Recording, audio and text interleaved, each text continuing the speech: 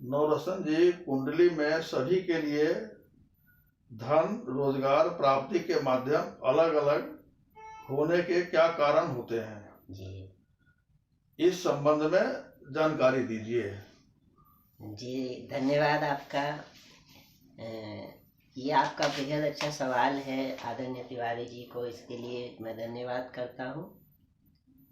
देखिए, बहुत सी कुंडलियों में हमने देखा होगा कि कुछ लोग शिक्षा के माध्यम से धन कमाते हैं, कुछ लोग रोजगार के माध्यम से धन कमाते हैं।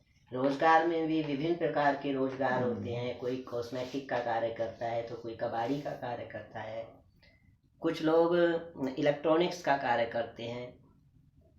मगर अंतोगत्वा सभी धन की प्राप्ति के लिए ये रोजगार करते हैं। कुछ में नापसंदगी होती है, कुछ में पसंद के अनुसार चुनाव होता है। ये सभी विषय हम ज्योतिष के माध्यम से आलंकित कर सकते हैं, जान सकते हैं, लोगों को अवगत करा सकते हैं। इसका एक उदाहरण हम आपको सूक्ष्म रूप से देते हैं ताकि आप भी अपनी अपनी जन्म पत्रियों का अवलोकन करा सकें, कर सकें, जानकारी प्राप्त कर सकें। हम उदाहरण के स्वरूप सपोज करिए तुला लगन की कुंडली को लेते हैं।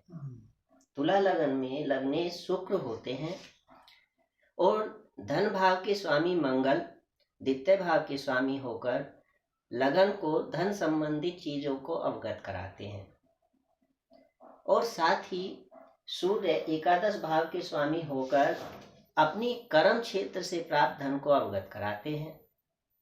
ऐसी अवस्था में धन के दो प्रधान ग्रह मंगल और सूर्य तुला लगन के लिए हो जाते हैं। तुला लगन के सप्तमेश जो व्यापार के कारक हैं वे भी मंगल हैं, इसीलिए तुला लगन वालों के लिए व्यापारिक क्षेत्र और भी कारगर हो जाते हैं क्योंकि सप्तमेश भी मंगल हो जाता है और द्वितीय भाव का स्वामी भी मंगल है।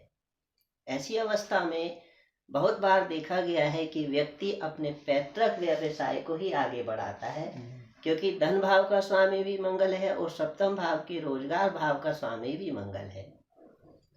अब इसमें विविधता तब पैदा होती है जब अन्य भावों के ग्रह इन भावों से संबंध बनाते हैं या इन भावों के भावेशों से संबंध युक्ति या दृष्टि संबंध बनाते हैं। यहाँ गुप्त रूप से कारक तत्व का भी प्रधान भाव रहता है। द्वितीय भाव का कारक ग्रह बृहस्पति जो भौतिक सुखों का भी कारक है, जब इन भावों के भावेशों के साथ युक्ति करता है तो व्यक्ति का धन में और भी अलौकिक चीजें पैदा हो जाती हैं, जैसे उसकी स्थिर संपत्ति दिन दुगनी रात चौगुनी बढ़ने लगती है। हालांकि तुला लगन में बृहस्पति सबसे अकारक है, मगर फिर भी अपने द्वितीय भाव के कारक स्वामी होने के कारण वे उसमें शुभता देते हैं। भले ही वो रोग और कष्ट झगड़े झमेलों के पश्चात उस धन की प्राप्ति होती है, लेकिन अंतोगत्वा वो धन की वृद्धि ही करते हैं। अब हम देखते हैं कि विभिन्न प्रकार के धनों के स्रोत कैसे विभाजित हो जाते हैं।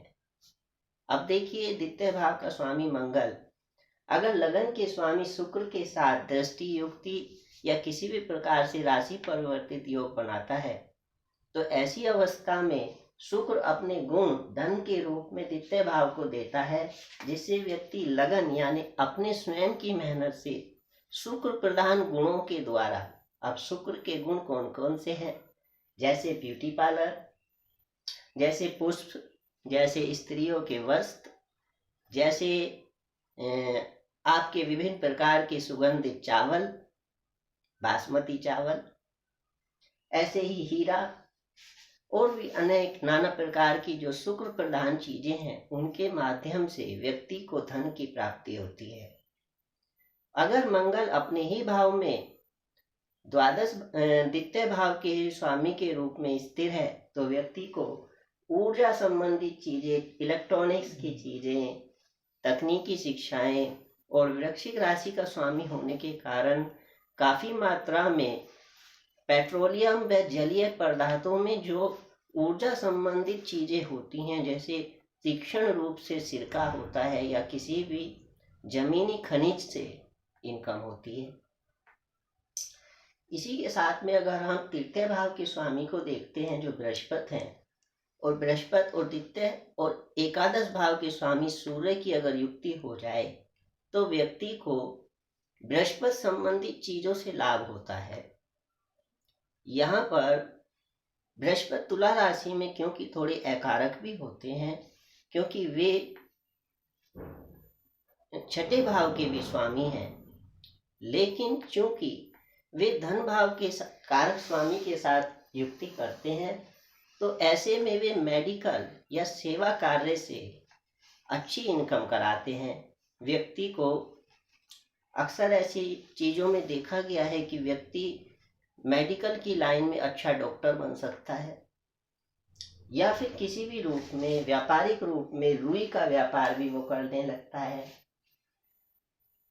इन छोटे छोटे सूत्रों से आप जान गए होंगे कि किस प्रकार अन्य भावों के स्वामियों की एकादश व द्वितीय भाव के स्वामी से युक्ति होने पर लगन की भूमिका के साथ धन की विभिन्न स्थितियां कैटेगरी डिवाइड हो जाती हैं और व्यक्ति विभिन्न माध्यमों से धन की प्राप्ति करने लगता है।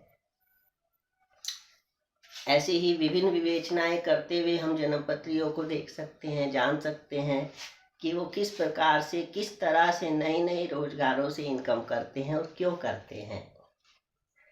आशा करते हैं आप सूक्ष्म रूप में समझ गए होंगे कि ज्योतिष के इस व्यापक समुद्र में आप अपने अनुसार किस प्रकार चीज़ों का चयन कर सकते हैं और जानकारी प्राप्त कर सकते हैं। ऐसी ही जानकारी हम अन्य वीडियो में भी आपके लिए लेकर आते रहेंगे। आदरणीय तिवारी जी और मैं आपको सादर नमस्कार करते हैं। जय श्री कृष्ण। बहुत